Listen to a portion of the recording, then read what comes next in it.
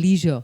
And until 2008 or 9, there were very few people who cycled for leisure in India. The activity was basically the poor used to cycle, so there was a little sort of a elitist mindset also.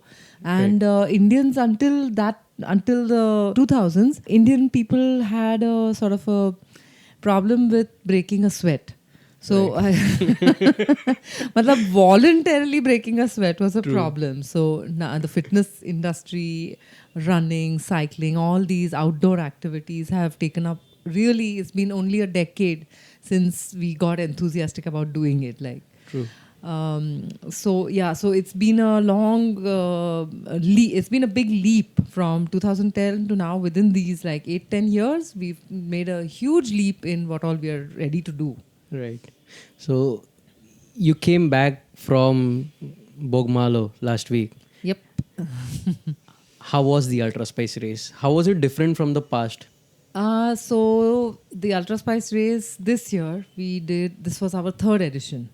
And the number of participants hasn't grown hugely, but everyone that we got at the race was already like experienced, willing to challenge themselves. Now, racing 1750 kilometers or even 1000 kilometers, which is the other distance in Ultra Spice, is a huge challenge. So there's only so many people across the country who will be ready to take on that challenge solo. And even as relay team members. Right. So we had about 6 participants who were ready to do it solo. And we had one relay team in the 1750 category. Right. Plus then we had about 4 participants doing 600 and 1000 altogether. So they're all from a background of doing a fair amount of training and a fair amount of racing, randonneering before they actually think about doing the Ultra Spice. Right. The race was awesome because, we had racers from around the country, from Chennai, Mangalore, Bombay, Nasik, and of course from Pune. And we all congregated at Bogmalo, and it's a wonderful, cozy. It's a very community binding kind of event because crew members who are crewing. So, as some of your listeners might know, ultra racing of the kind that Inspire India does involves support crew. So each racer comes with maybe, on average 6 to 8 crew members who are supporting them Right. throughout the race. So even the crew members are from the cycling community, some are from the running community, and it's great to kind of meet up together at Ultra Spice. We had a wonderful event. It's like a gathering. It is really, and I'll tell you more about how the community feeling really came together at the end of the race. Wow, that's brilliant. So speaking about crew, you were at the Ram a few years back. You were the chief crew, right? I have actually crewed at ultra races about eight times. Oh, wow. Yeah, across different races. So Race Across America, and I started crewing in 2012 at Race Across America. After that, 5 consecutive years I was at the Ram start line crewing, or in some cases, in 1 year I crewed and officiated. I crewed for the shorter distance, Race Across the West. Then I went back to the start line and went across as an official across Wow. that race. So Race Across America is a total different animal. I call it a monster. Oh, that's right. That's right. Let me correct myself. So there is 1,750 kilometers race of Ultra Spice, which is among the toughest. Then there is the Ram, and please tell our listeners, where were you before this interview? Okay. So Race Across America, which is the 5,000 kilometer endurance race, which goes right across the US, starting from one coastline to the other. And 5,000 kilometers it's a monster. And so I tell racers who are even thinking about it that you have to consider yourself as though you're going into we can call it battle with a monster, and you need to understand that monster. So, and you need to prepare yourself for it. So the preparation path is from, we start of course with the Deccan Cliffhanger being what you could call the first step or the first tappa in this direction. Then you have the Ultra Spice race, which is 1750 kilometers, and then once you've done that, you can think about Ram. Yes. So this year at the Ultra Spice race, we had 3 racers who were planning to do Ram.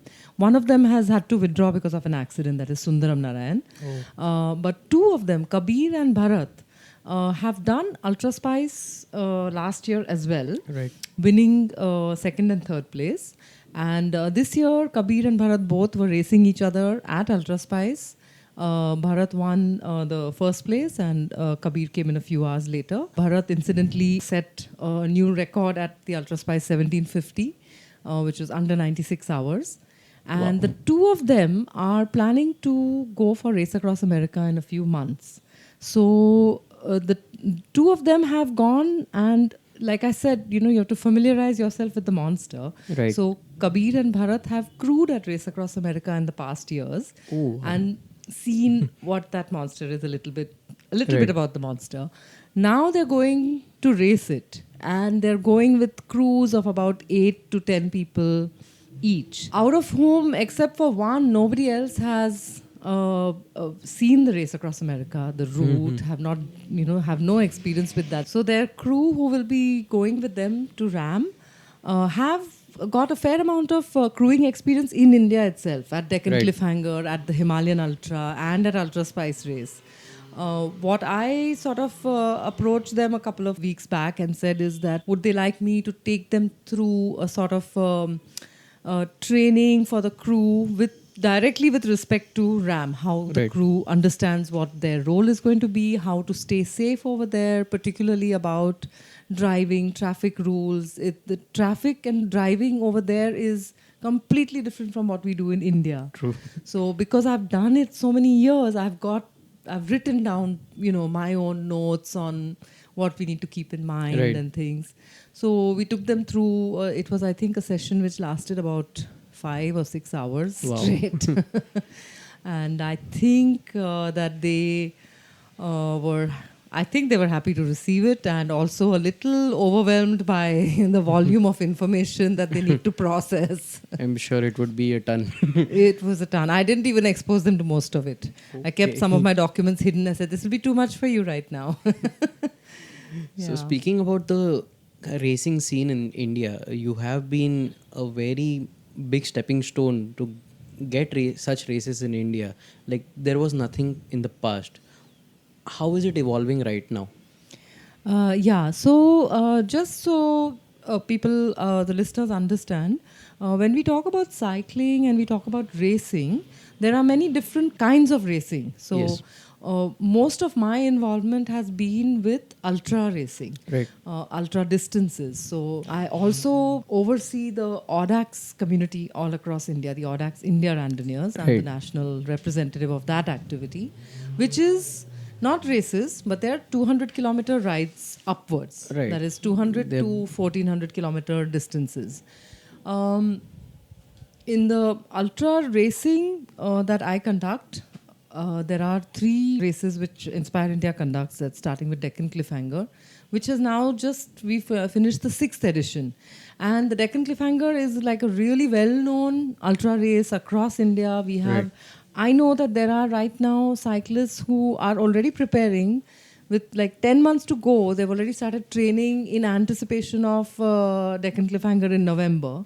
So if we just look at the progression of the Deccan Cliffhanger, Yes. I started this race in 2014 was the Right. first one, and that year we held it twice, and we were just happy to have like about 10-12 participants. Right. And this year we had to, this is the 6th edition, we had to set a cap on how many participants we can take, because that race can't actually take more numbers. Right. And we see year by year that people are training for it well in advance, planning for it a year and 2 years in advance. So it's wonderful to know that the activity has grown to such a degree that people can think about doing 640-kilometer races with ease. So many people can do that. Wow, that's awesome. Just to interrupt her, if you have not heard what Deccan Cliffhanger is or how difficult it is, just go to a second episode with Chaitanya Velal where he perfectly describes how it is and how he managed to finish it quite well in the podium. Yeah. Thrice, in fact. Yeah. Yes. Yeah. He's one of the few people who's done it 3 times Wow. successfully. That's Yeah. brilliant, Yeah. And this year's Ultra Spice, we saw Ila Patil as well in the Yes. race, and Yeah. she quite well finished. If not RQ, she did finish the Ultra Spice race in the time. Yeah. So there was Ila Patil who just finished the race, and there's you who have been directing all these races. So how do you think women can come front, apart from the group rides, to Yeah. in such competitive segments? So I think it's about base building, Yes. basically. So so even something like 1750 kilometers is, there are very few men or women, there are very few people all across India who would consider doing something like that. So and the reason for that is just that we need a bigger base. So right now when I talk about Deccan Cliffhanger having a large number of participants, Yes. that's the base. And then 1750 kilometers. So races like that are literally the pinnacle of Right. performance in cycling. Little before this, I was talking about the different kinds of races. Yes. And you have, of course, the fast pro racing community where the distances are much less, but they're much faster. Yes. And the kind of training, the kind of people who participate in those races, ultra races and that racing very rarely overlaps. Very few people will be doing both Right. of these. Then, of course, you have mountain bike races and you have, like I described, randonneering events Right. as well. So, these races are the kind of races that create an aspiration. So there's, and we may see this change and we may see this effect across young girls and women, not right now, but maybe 5 years or maybe even 10 years down the line. So one has to know that one is in this for the long haul. So I cycled as a woman in India. I cycled for 18 years entirely on my own, completely solo, and I didn't even forget about knowing women who cycled. I didn't even know any men who rode. That's true. And then, after the first brevet was conducted in India and I participated in that. In that, I think I was one. There were maybe 2 women out of some 65 or 70 total participants. I became the first woman to qualify for Paris-Brest Paris in 2011, Wow. and went for this. And I was the first woman, and I think it took 2-3 years before another woman did an SR series in India. So it's a question about being patient, because it took till 2013 for there to be 2-3 other women who were willing, who came out and rode the distances that that are required for the SR series, which is the Super Randonneur Yes. series. And between 2013 to now there are countless women doing it. And for every woman who's doing these kind of long distances, there's a whole lot of other women who are just riding to commute, who are riding for leisure, Right. who are riding to, taking their children out for rides and things. And that's the base. And very frankly, that is a very important thing for just women to come out onto the race. It's not about the distance. So somebody like Ela Patil doing 1750 kilometers is inspirational and aspirational for a bunch of people. And the trickle-down effect is right down to the Right. woman who looks at that and says, well, if she can do 1750, maybe I can just do 5. And that's great. That's where it starts. People who are just willing to take that first little step Right. towards getting out and riding. So speaking about all these races, all the categories of races, there are people who are looking up for more events, and of course you have been doing it. What tips would you like to give for people who want to create such events? So events are an essential part of the ecosystem of Right. any sports activity, particularly like cycling. So, and events, I have seen the growth of events from 2010 when the first brevet was conducted to now, and we've got like more than 600 brevets across our country each year, and so many races in every city. I think managing an event or conducting an event for a group or a club to get together and do something like that, it's not very hard. You just come together, and it can be something as simple as a club or of a cycling club or a Right. neighborhood club just comes together and says, hey, let's do any kind of an event. It doesn't have Right. to be a race. It could be a tour also. Any format that has some kind of parameters, and you come together and say, let's do it, and then bring it on. And that's how you actually see a lot of events grow together. Right. Many of cyclothons in the city have grown like that. Yeah. So it's brilliant you see that so many people have been participating in the cyclothons which are there in the city. It's like a stepping stone for everyone to get into some serious cycling. Like I was reading about Kabir, where he just got a hybrid to get started to cycling with his friends, and now he's aiming for RAM. Yep. Similarly, there are women as well who look up to such people, and but there should have been some conditions which stop them from going ahead. Yeah. So the thing is that even in 2011, when I was the only woman to qualify and the only one to participate in Paris-Brest Paris, which is a 1200k ride, Yes.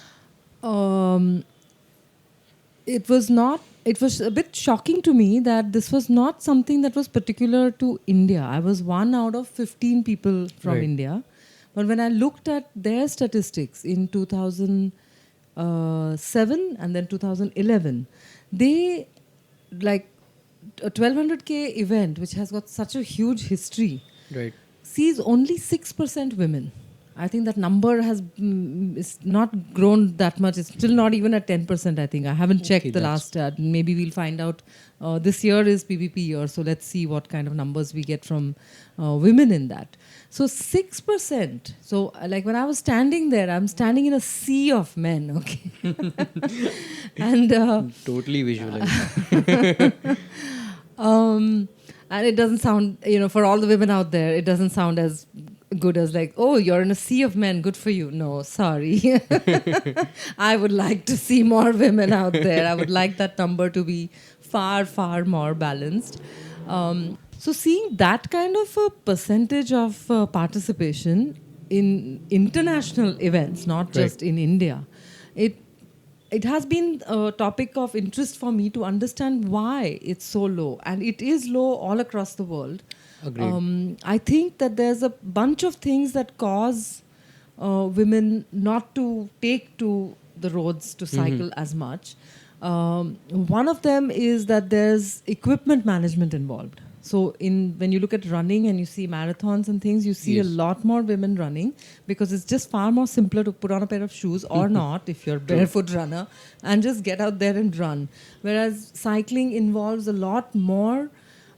It's not about the skills. Any woman can pick up how to maintain a cycle. It's about the amount of time that it takes to have to. It's not just, say, 5 hours of activity a week would require maybe an hour or so of maintenance work to be done on the cycle and your equipment as well. And so it just sort of adds one more barrier. So the second thing that causes women to be more reluctant to get on the road cycling is traffic and having to deal with it. And so interestingly, the thing is that the percentage of women drivers in, say, India, for example, is ridiculously low. And I have actually counted this to see, is this really true? Your listeners will be shocked to know that the licenses that I issued in this country, only 4% until 2-3 years back were issued to women. That's how bad the scene is. So now women are not just facing traffic, but they're facing like 96 out of 100 people on the road are men behind wheels. So they're dealing with that. And that's another, it's less like if it was 50% women and 50% men, it would be a much friendlier environment for women to get out into. So now you're like, every time you get out on the road, you're in a male environment. Right. And it can be a hostile male environment too. So in the sense that with road rage or this or that, and you're trying to navigate your way and you've got somebody yelling at you to, get out of the way or stuff like that. So that's one second thing that plays a role in this, that impacts this. And the third most important thing, and I hope your male listeners, think about this and do something about this. The biggest drawback is that women work far, far more than men. Women have far less leisure time than men. And however you put it, all the men out there who are cycling for so many hours in training may think that like they're doing some very, very sporty thing, but you're doing it in your leisure time. And women don't have access to leisure time. And biggest thing that would help women to get out would be if more men did housework and helped raise the babies and change the diapers. Leave the feeding to the women until they're breastfeeding. But cooking, go ahead. I mean, there's absolutely nothing that men can't do, which the women do. So, get out there and help your women to have more time to do this stuff. I totally agree with it. But apart from the leisure time that we speak, like you said, the percentage of participation is quite low. What can we do to increase that percentage? Like there is Make the chai. Of course. Yeah. Like there is a Pinkathon organized by Milind Soman to introduce more women into the running scene. Yeah. What else can we do to introduce them to the cycling scene? So very frankly, I think that, superficially one can start doing more. So in a way, Inspire India also tries to encourage more women to join in by giving rebates on the registration fees. So we try to encourage our male participants, the team members particularly, that, bring in women riders with you, and at least there'll be a discount on the registration. Plus, you're coming into an environment where, since I'm a woman conducting the races, this will be an environment which will be friendly for women to race in. But I also know that that's just a little encouragement. Really, what is going to work? I mean, setting up events which are for women only would be great also. I'm actually seriously considering doing that. But in ultra cycling, it's difficult to do that because there are such few women. Right.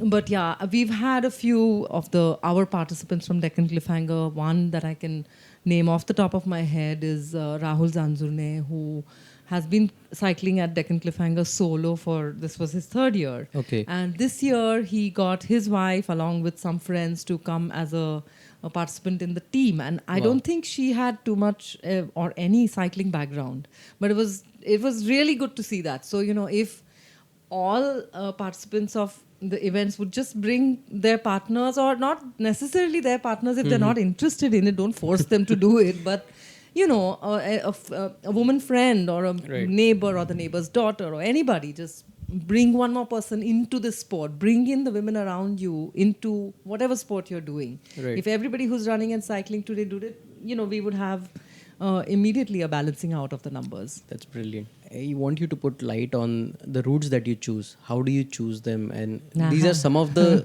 really beautiful places Yeah. that people want to go on a road trip, and you are making people race on that. Yeah.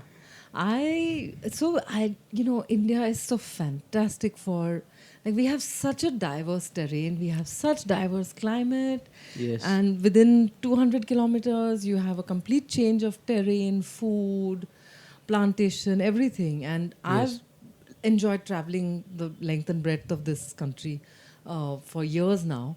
So after I saw, like, PBP 2011 was a big eye opener for me, because it's a great way to peer into another country. Yes. And then I saw Race Across America, and I was blown away by the whole scale of that thing, because you start from one coast, you're starting from one ocean, and it's Yes. at ocean side, the start point, and then you set your back to one entire ocean, and you go right across that continent to the next ocean. I mean, across to the other shore, and that's another ocean there. So, you look at that kind of a race, and your perspective is that as though you're looking down on the earth. That's the sort of scale of operations that you're looking at. So over here, when I started to put up the races, the first one was the Deccan Cliffhanger. Yes. And since I'm based in Goa, I'm like, okay, 600 kilometers plus is the race that we want to do.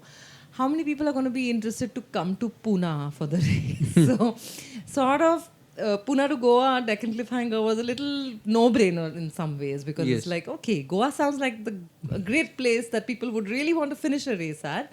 So let's do that. So, and of course, because we're in Pune and we're in the heart of the Sahyadris, we Right. use the Sahyadri ranges to make the race tougher. We climb up the hills to Mahabaleshwar and down. So once we sort of knew where the start and where I wanted to have the finish, then the idea was to include mountain ranges in it, to include to increase the Difficulty. difficulty level, obviously. The next race was Ultra Spice, and the Ultra Spice race, I don't, I think I was exposed to some parts of that route, and I just thought they were beautiful, those mountains with the plantations there. And again, of course, it is another challenging race. So It is. Yeah, it really is challenging. The amount of climbing there per kilometer is per 100 kilometers is higher than RAM also. And at that point, I was thinking that we need to have a middle step between Deccan Cliffhanger, which is 640 kilometers, and RAM, which is 5,000. We needed the middle tappa, so to speak, or the middle step. So I was looking at a 1750 to 2,000 kilometer event. And, since we go to Goa already for Deccan Cliffhanger, I thought, okay, let's start this one here. And then I had some exposure to the roads in that Mangalore and the Coorg section. And I had not been to Uti for many years until I went to Recce for the Ultra Spice race. And then the route just fell together, because it explores all the mountain ranges in the south, and the route is just spectacular. So one of the interesting feedbacks that I get from racers is that though it's 1750, and 1750 is a rigorous distance by is. any way of looking at it, the thing is that the racers actually enjoy that route. So that's a huge motivation for them, because the route is so beautiful. It keeps you going. There are some patches of that race which are really lovely, and they come to you when you're 800 kilometers into the race, and you're going through the beautiful tea plantations, and Right. it's so. I think it works that I've actually created a 1750-kilometer race that people enjoy racing. And yeah, and then the third one was the Himalayan. which I concocted literally at the snap of my fingers with one of our race officials, Grishma, who has a hostel in Leh.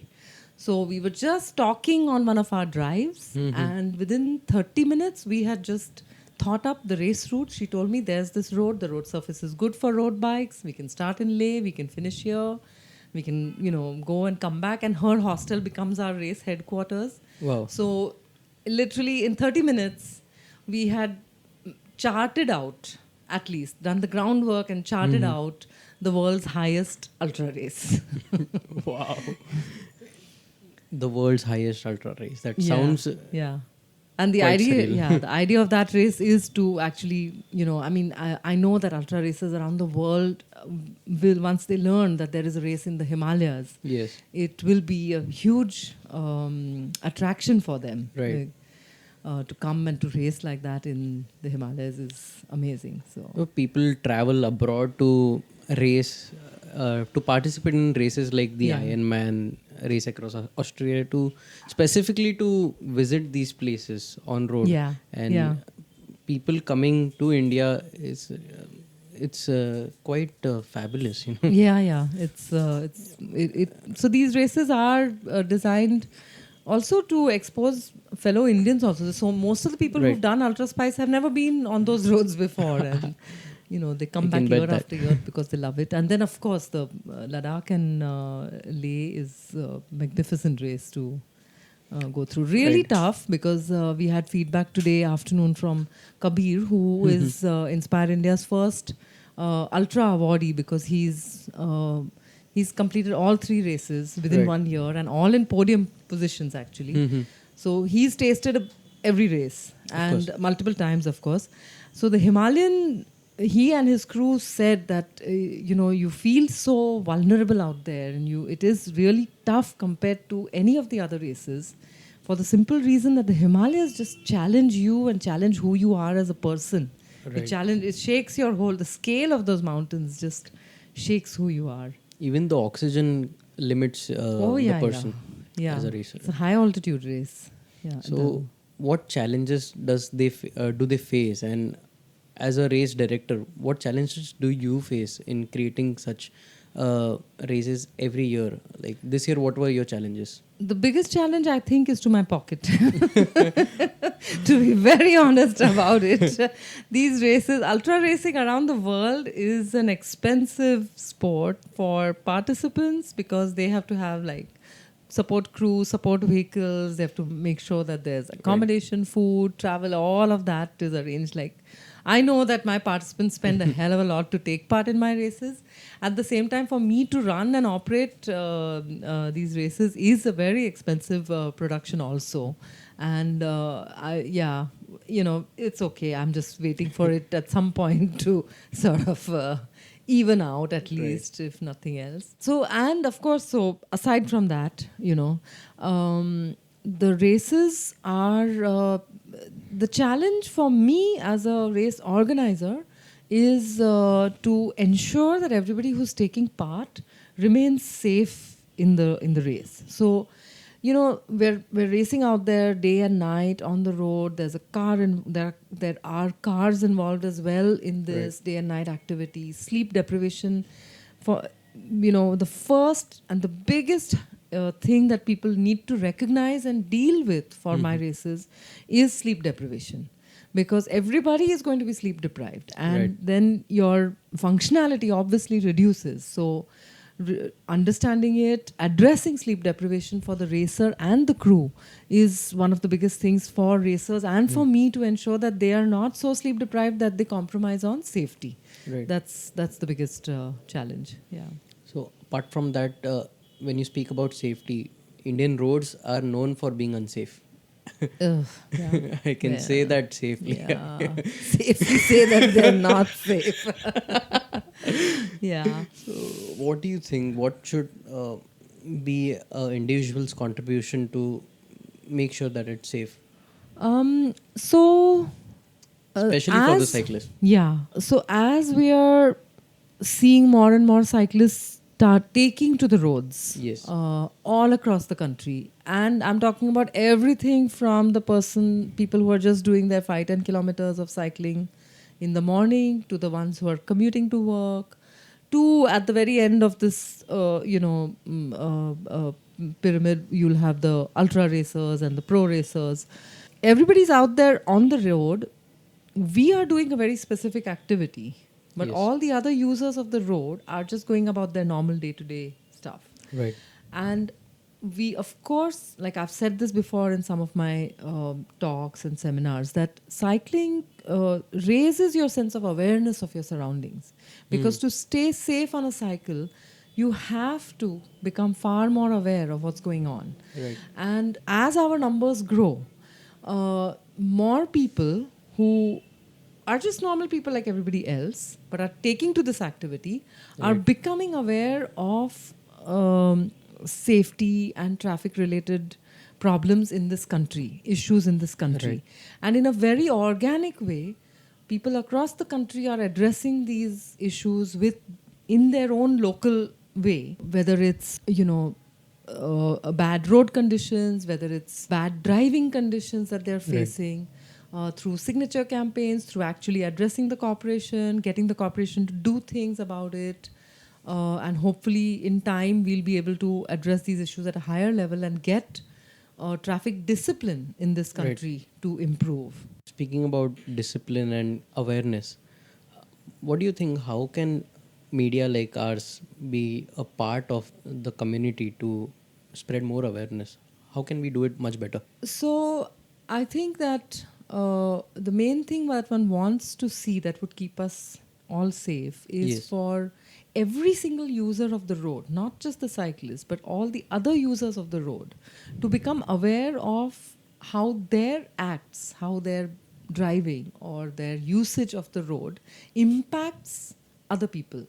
Right. The more vulnerable. So the most vulnerable on the road are actually cyclists, more vulnerable than pedestrians or runners, because once you're on two wheels and you're on this thing, you're far more vulnerable to anything and you're moving, you're far Yes. more vulnerable than any of the other users. So, through media like this, through any media platforms, if we can reach out to people to start just thinking about this, that's all it takes actually. It just takes people to become aware that some action of theirs could impact somebody could impact somebody's life or their health in a serious kind of a way.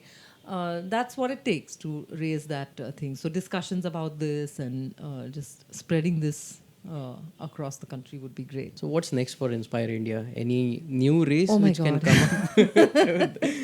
Well, yeah. So the thing is that I know that my racers who are already doing these races on a regular basis are like, they're constantly looking to see, okay, is there going to be something more, something new? What next? I'm getting bored. So that was actually Kabir's.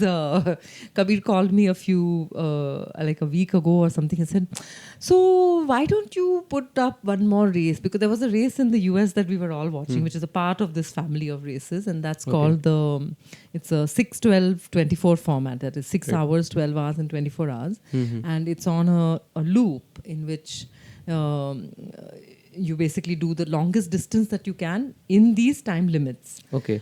So that race format, as yet, we haven't seen that in India. Right. So Kabir, of course, is watching this race taking place there and thinking, why don't we do that here? We meaning, why doesn't Inspire India and Divya put up this race? So I get a call saying, how about this? And I'm like, I'm thinking about it, but I'm not promising anything just yet. I've just, he's recovered from riding 1750 kilometers at Ultra Spice. I have not recovered from conducting Ultra Spice yet. So yeah, that might be the next plan. There's another request from Karthik Padmanabhan from Chennai, who said, 1750 was not enough. I'm like, are you serious? So Maybe he's a like, golden cordlet. well, I mean, RAM is 5,000, so why can't we, like, no, he's actually put in a idea about extending the ultra spice. Like, why do you stop at Ooty and turn back? Go the other side, do this, do that, climb a few more mountains, and then go back to Goa. I'm like, okay, it's a little too early for me to think about it. Give me a few more months, and then we'll talk again. Wow. Yeah. Maybe a K2K So can that's the come kind of crazy people that we're dealing with out here, up. People have surely bit the cycling Yeah, virus, I can say. Yeah. I have 2 other races which have been in the pipeline for 3-4 years. Okay. One is the Great Coast Race, which because India has. So again, I like to look at the geography of India and see what can we do with that. So the Great Coast Race basically goes along the peninsula of India. Okay. All along and we have huge coastline. The east coast and the west The east and the west. So roughly the plan, and I have a route map out already. It would start from somewhere in Bombay, hug the coastline all the way down to Kanyakumari, and then go up the next coast till Vizag or further. Up until we decide to end it. So that's a 3,000 plus race. Then there's another race which is from the K2K. K2K Yes. Ultra is in the pipeline. This year at Ultra Spice, we had tracking devices. Okay. So it made it much easier for us to be able to, because on these long races, one of the things that I have to constantly monitor is the locations of everybody. Right. The racers and my officials. And more than 1750 kilometers would be impossible for me to monitor unless we have tracking. Right. So now that we have tracking devices in India, I am going to be thinking about setting up those races. The format might be different though, Okay. because they would become very expensive. So the number of people doing it would be far less. So Right. I'm consider doing those as unsupported races with minimal kind of monitoring from my team. Right. Yeah. Oh, that's brilliant. There's a lot of things in the pipeline. I That's don't know brilliant. when. We just hope that it comes out very soon. Yeah, I hope to see you at one of them. I would love to. Yeah. I think I can start with Deccan Cliffhanger next year. Sounds great. Sounds great. That's Yeah. brilliant. Thank you for coming on the show. I hope you had fun talking about your races. It's And always speaking fun. about- Get me started. I'll be here for another couple of hours talking about them. Thank you so much for Thank having you. me here. Thanks for coming on the show. I hope to see you again. Until then, I shall bid you goodbye, and we shall have some more guests on the show who would like to speak about such topics. And stay tuned till then. Make sure you subscribe to us on Apple Podcast, Google Podcast, Savan. We are everywhere. So just make sure you subscribe. You search for Hit the Road. And yeah, that's it. Ciao. Thank you, and hit the road, everybody.